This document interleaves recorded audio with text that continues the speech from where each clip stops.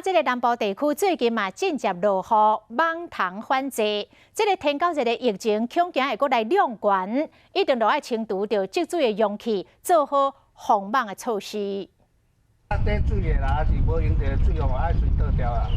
台南市安南区的里长透早就一家一户，甲里面做宣导，看厝内底有积水的容器无？环保局的几个届呢，不时顺呢，我觉得咧。因为最近常常落雨，网仔有增加的趋势。根据疾管署监测的系统，台南市安南区和屏东县万丹乡有2桶阳性率已经有60%，要注意天狗热咯。 台南市政府唔敢大意，加强动员清除，提高监测的人力。卫生局统计，到6月12日为止，已经开出175张罚单。落雨了雨水多嘛，积水容器多，所以蚊虫会多。那自己境外一路的话，基本上有国外的话，东南亚国家病例很多。新冠肺炎疫情无遐尼严重啊，但是佮刷落去，最有可能就是天狗热。这2礼拜各地拢有落雨的情形，落雨了后的积水可能就会生带病菌的网仔来，提醒你爱注意哦。